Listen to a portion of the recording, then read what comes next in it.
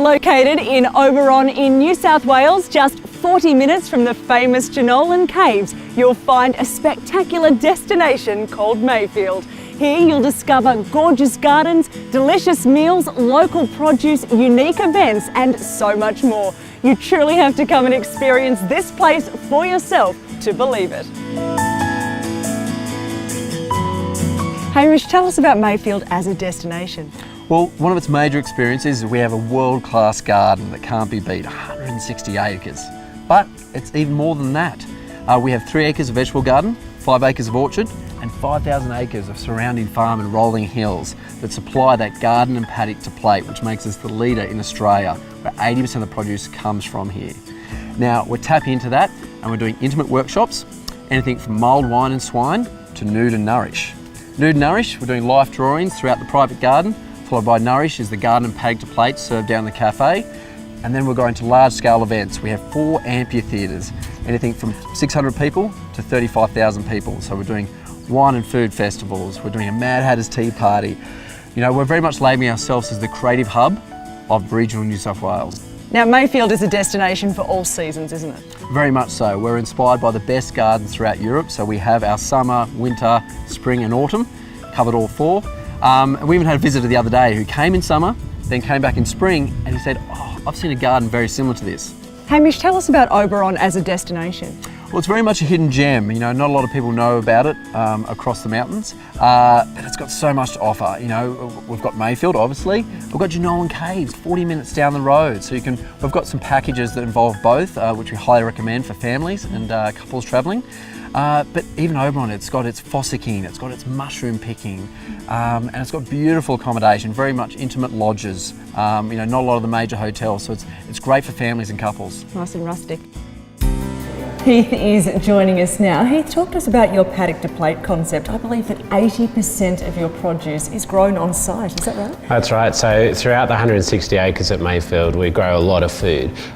That's grown not only for aesthetic purposes, but also to produce food for our menus. We also have a working cattle and sheep farm as well. So all of those items that we grow on site throughout the year, we try to include in our menu, in our cafe and produce store, our kiosk, but also in our value-added products. So our jams, our relishes and our retail and merchandise.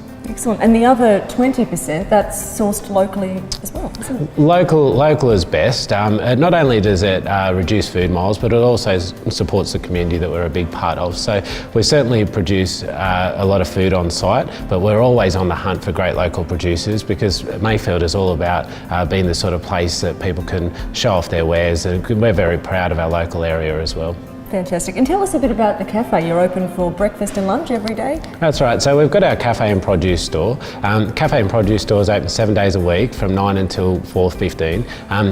Open for breakfast and lunch and everything in between, cake. We've also got our wood-fired kiosk, which is an outdoor alfresco area just beside the cafe. Serves a lot of takeaway coffee, beer, wine, wood-fired pizza of course, and our great gourmet pies, and people really love it. We usually include local musicians in the wood-fired garden and kiosk area as well, so it's got a great upbeat vibe. What a wonderful experience. And for families who are coming along, you've got meals that'll suit the kids, don't you? Oh, certainly. We cater for children. We love children on site here at Mayfield, even to the point where we actually encourage them to pick their own berries within the kitchen garden, just outside the wood-fired kiosk. Our cafe menu really is designed around everybody in the family, right through to grandma and grandpa. So, of course, we've got our very own cafe staples that we've made quite famous locally, and kids love to tuck into the food that we produce here. And really, our cafe menu includes everybody, and there's a lot to enjoy there. And what about your catering for events? How do you adapt to what people are looking for? Events are a big part of Mayfield, so we really cater to the specific type of event. So we're quite well known that when we do our music festivals and wine festivals, we bring in a lot of really good local food trucks to be part of that. But also too, we cater for private parties and weddings at Mayfield. So really, although our food in the cafe and produce store can be quite casual, we can really cater through to a formal menu. We do something called a communal feast, which is really popular with our wedding guests, and it's basically a convivial menu that people share, and platters are served into the centre of the table, of course our produce, and people really get a buzz out of having that moment together in such an important day and celebration. Now, one of the best things about Mayfield is their staff. They're knowledgeable, they're friendly, they're approachable, and they're always on hand if you've got any questions about the plants or the produce. My name's Dan and I'm the head chef at Mayfield Gardens. The energy from the garden itself was what really drew me in. The opportunity to be able to work with fresh produce, so it's very rare for a chef to have that as an opportunity. Having the gardens close obviously is a bonus for us chefs. Every morning we go out and pick our herbs that we need to cook with, any vegetables that need picking, basically gather any ingredients we need for the day. I think all the guys here appreciate it just as much as I do, as 80% of the produce comes to the garden. Basically strategising the next menu. We've got to plant probably 6 months ahead. As things are coming out of the garden, we'll be able to keep continuing rolling over different dishes. Not only do we have the kitchen garden that we shape to our menus, we're also using our own lamb and beef, which comes off the farm, which is unique for us as chefs to be able to use our own produce all over the menu. In this region, there's nothing quite like it, to be able to walk around the garden and see the produce and then sit down for lunch and it's on the menu. Hi, I'm Alison and I do production horticulture for the kitchen garden. Dan and I will sit down and he'll plan out a menu for the next season, and then I can plan what to plant for that time. We're growing our own food, but it's actually real. We do have that full-size garden, and the produce is going down and going into the cafe as well. It's not just a token garden.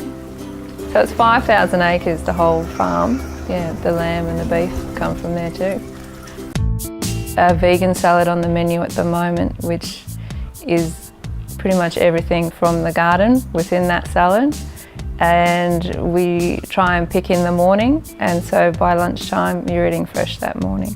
With the vegan salad, we definitely needed the vegan option on the menu, as it is a growing thing. So we started thinking about what's going to be healthy, fresh, and also colourful. Was one of the most popular dishes on the menu at the moment. The idea is when you're coming through the farm gate, so through the entry, you're entering into the vegetable garden that would be on a farm. To get your hands in the soil and get back to where everything's grown and how it's grown, and it's really, really fascinating for the kids. They love it. When the strawberries are growing too, we'll encourage the kids, try one. You can grab it there and then and eat it. It's fine. I call it their lollies because it's so sweet and it's so gorgeous. It's really beautiful. We're very much creating this experience for families. I'm a father of two myself.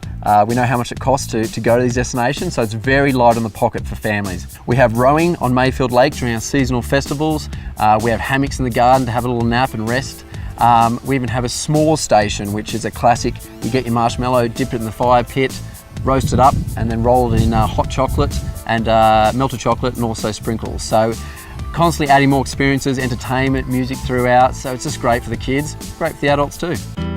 Now, I'm here in the maze and I have no idea where I'm going or what direction I'm going in, but I can tell you that this is a whole lot of fun, and when you're here at Mayfield, you've got to give this a try for yourself. Now tell us about the maze experience. The maze experience, what can I say? The word challenge comes to mind. It's a traditional English maze in the fact that yes, it's an English buck's hedge. It's large, but it's also very difficult, as you found earlier. A good 25 minutes we spent in that maze. Great for the family, great for the kids. We've got a cheat sheet for those who can't get out. Now, Mayfield's position is a legacy rather than a business. How does that translate to the community?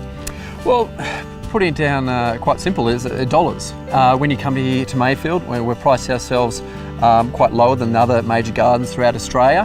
And secondly, once you pay for that entry fee, that's it. There's no more money. There's no more pulling that wallet out for the extra experience, being rowing the boats or having live music throughout the garden. It's one entry fee, that's it. Then the experience is just on top of that. Well, as you can see, Mayfield is so much more than a garden, it's a destination. And after spending the day here, I can assure you it is well worth the visit. For more information, go to their website.